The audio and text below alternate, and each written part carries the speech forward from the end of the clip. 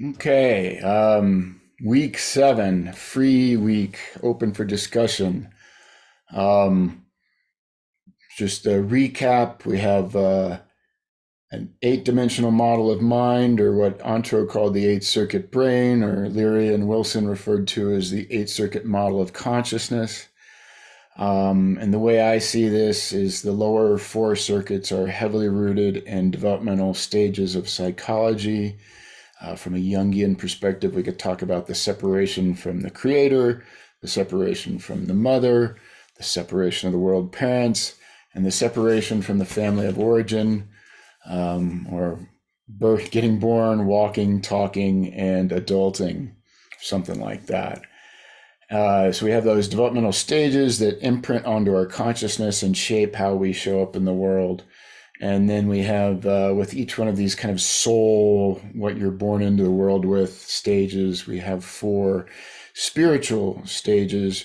The 4 soul stages could be what I'm not could be, but refer to developmental psychology in my mind. And the upper 4 are more the realm of transpersonal psychology. And again, during these developmental stages, we take on an epigenetic imprint that is a combination of your genetics and the environment that you're in at that time that's shaping how you are shaping your imprint. And that imprint influences how we perceive, process, and express ourselves. So we can use the 8-circuit model, the 8 dimensions of mind, to kind of better understand ourselves, and kind of a map of the mind, our mind, as well as how we can perhaps, what did I write here? Open up the channels, so to speak. And the chapel perilous is sort of a state of being that results from like a cosmic rug pull, let's call it. Like, oh, didn't see that coming, and here I am. The world is not what I thought. It exposes my limitations. It exposes my shadows. And then the hero's journey is therefore kind of a process of reclaiming oneself and integrating the shadows. Yeah, we'll go with that. So all that said, the first chapter in Prometheus Rising is about the thinker and the prover. And Bob doesn't actually go into it too deeply, but what I would say is that the thinker is that part of us that emerges from our imprints. It's how we perceive, process, and express ourselves. It's the how we've been shaped by our imprints. And there's a certain story there, I guess you could say, and the prover goes about proving that story. What the thinker thinks, the prover proves. And so the prover goes out, and all the evidence it can find that supports the story, loves that, and the evidence that goes against that story, it tends to discard. This is just human nature. And what we don't realize is that what we think of as truth is really just our only highly biased perspective. So we have to, the intelligence, looking at intelligence is a way for us to look at our own biases and our own perspectives and see from other perspectives. In fact, a lot of the model, the exercises in Prometheus Rising are kind of a way for us to see from different perspectives. Hold this point of view, now put yourself and hold the opposite point of view. And how can you take in both of these perspectives? So that's Prometheus Rising and the Thinker Prover. And I wanted to cover that and what I think is the best modern scientific version of that. And it's Iain McGilchrist and his book, The Master and Its Emissary. It doesn't really show up too well.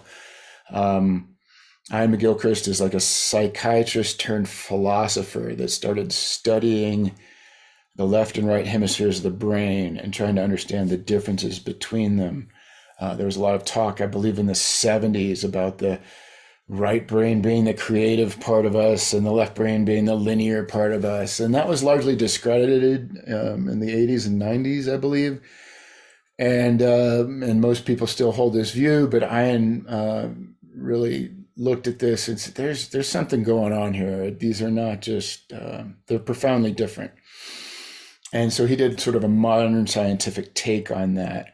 And he called his look at this the master and its emissary. And what that is the master being the right brain, unconscious, implicit processes, and the left brain being the more conscious, explicit processes.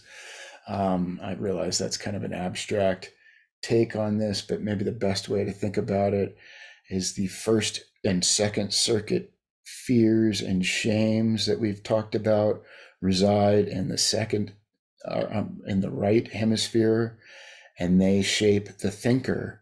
They shape our fear. We're shaped by our fears and our shames.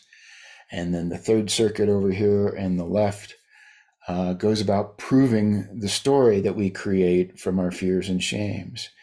And so in Iain McGilchrist, master and its emissary, an emissary is sent out to go do something, kind of like an ambassador, like go out in the world and do something. And that's really what the left brain is, going out in the world and doing something. And it forgets that the right hemisphere is really the master.